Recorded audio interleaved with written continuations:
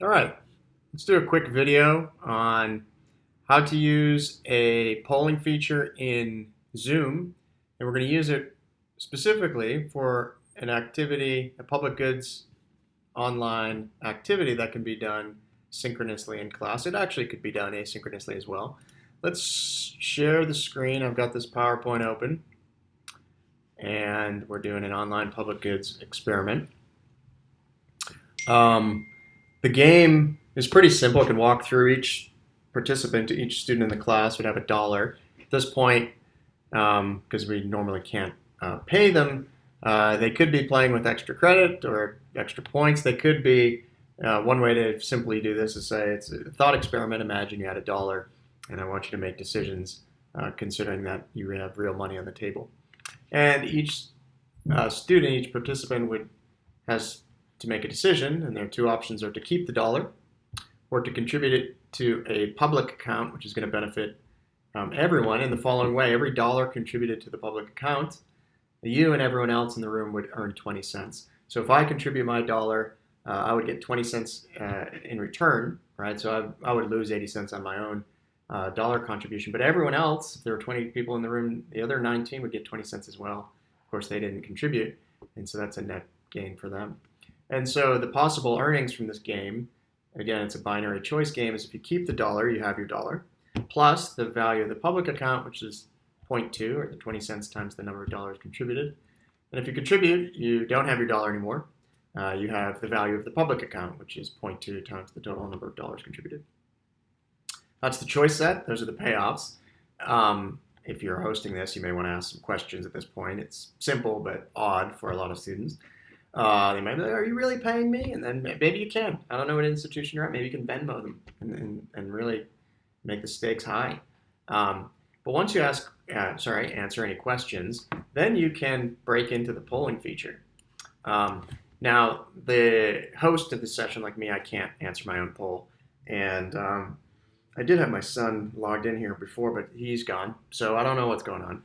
Anyway, if you had a class of 10, 20 students, your 20 students would see the poll once you click launch poll, and they would see something like this where they could either multiple choice keep or contribute the dollar. All right, so I don't think it's a big mystery of what they would see on their end. They make their decisions. Once they're done, you can end poll, and then you can share the results.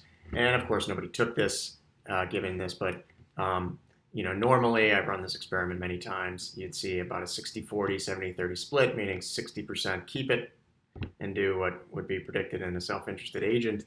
40% would contribute it. And if you play it over multiple rounds, that more and more people start to keep their dollar, and that fraction goes down.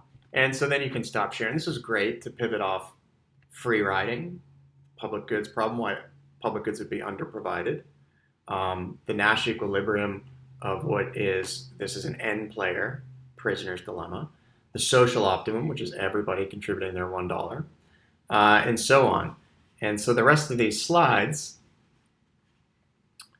right, kind of walk into that. This is about the payments and the hypothetical nature of them. If you're playing multiple rounds, you could use this. If not, just alter it and have one row. In this case, round one, 11 out of X number contributed. Those contributors would only earn 220, and those free riders, or those who kept their dollar, would earn 320. The next round went down a little bit, so on and so forth. So adapt that to what you would like. Of course, the Nash equilibrium here is that nobody contributes. You can walk through that. And in this case, it's different from the 2x2 matrix, but it's an N-player prisoner's dilemma with a unique dominant strategy equilibrium. And the social optimum is, of course, where everyone contributes. That's the efficient outcome that maximizes the net benefits. And the last two slides are kind of showing that, what would be the efficient outcome. And to convince themselves of this, if they had 20 students, imagine if you're the only one who doesn't contribute. And if you didn't contribute, you would, of course, earn more than if you did. But in aggregate, the total would be less than if everyone had. And all that matters is that 0.2 times n is greater than 1. So you need more than 5 students, and that parameter choice would work. But anyway, have fun with it. And this is a cool way to use polling.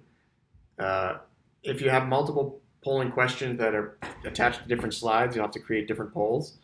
But that's very easy to do. You do that in Zoom before the session and you just rock it. All right.